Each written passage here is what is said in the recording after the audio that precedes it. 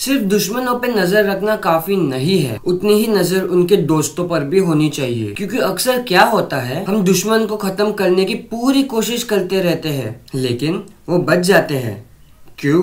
क्योंकि उसके दोस्त हमेशा उसे रेस्क्यू कर लेते हैं। एक एग्जाम्पल लो पाकिस्तान का।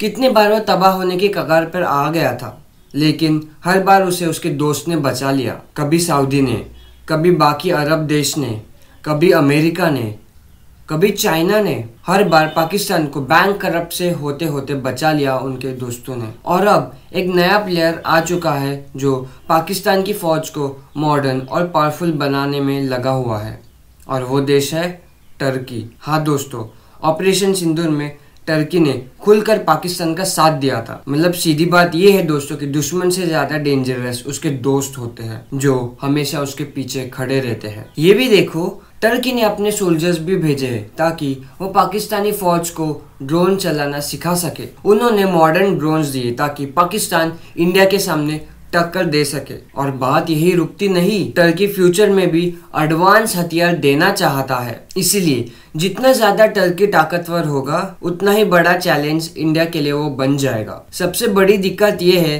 कि जब भी पाकिस्तान किसी देश के साथ घुल मिल जाता है, उस देश की खुद हालत बिगड़ जाती है। हिस्ट्री उठाओ, नजर डालो, जिस देशों ने पाकिस्तान के साथ क्लोज टाइज बनाए हैं उनकी अर्थव्यवस्था या सियासत अक्सर प्रॉब्लम में फंस गई है। अब टर्की के साथ भी वैसा कुछ होगा। उनकी अर्थव्यवस्था या सियासत अक्सर प्रॉब्लम में फंस गई है। अगर तुम स्क्रीन पर देखो तो टर्की की करेंसी लीरा का हाल देखने लायक है। 2020 तक लीरा काफी मजबूत थी। याद करो वो समय जब कोरोना चल रहा था और दुनिया की इकोनॉमीज और करेंसीज डॉलर के सामने दब रही थी।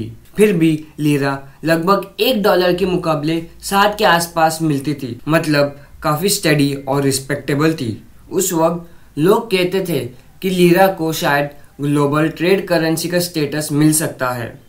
लेकिन फिर क्या हुआ?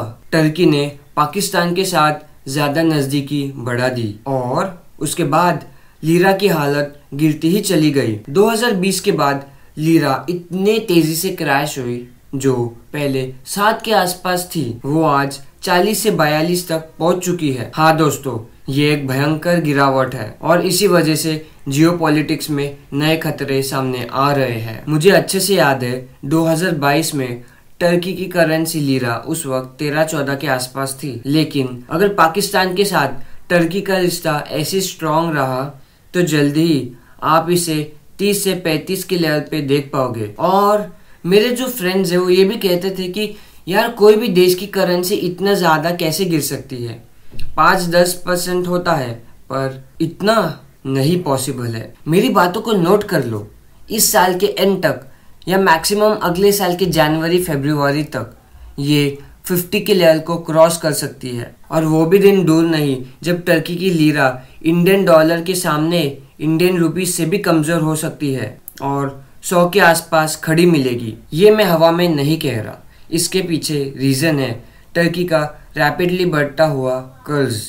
हाँ दोस्तों, टर्की अभी भी कर्ज के मामले में पाकिस्तान से भी बढ़ चुका है। सोचकर भी हैरानी होगी कि इस छोटे से देश पर billions and billions of dollars का कर्ज है और ये कर्ज सिर्फ बढ़ता ही जा रहा है।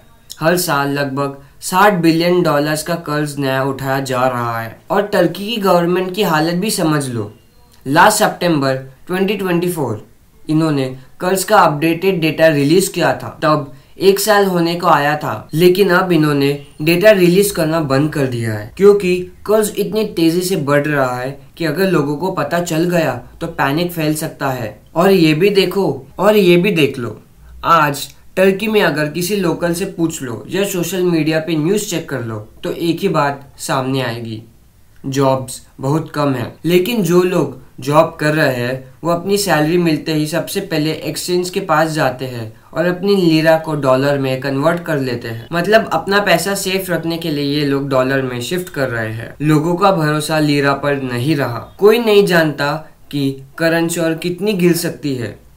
सोचो जरा, 4 साल पहले सिर्फ एक आदमी 5 से 6 लीरा में एक ब्रेड ले सकता था, एक सिंपल मील मिल सकता था, एक टाइम की रोटी मिल सकती थी, खाना मिल सकता था आराम से। आज वही मील 40 से 42 लीरा तक गिर चुका है। मतलब खाने की कीमत लगभग 4 से 5 गुना बढ़ गई है और सैलरी वैसी की वैसी है। तो नेचुरली लोग के फायदे के लिए ये लोग वो लीरा को छोड़ के डॉलर में कन्वर्ट कर रहे हैं, क्योंकि अगर ब्रेड और ग्रोसरीज के दाम बढ़ रहे हैं तो डॉलर के रेट्स भी साथ में साथ ऊपर जा रहे हैं।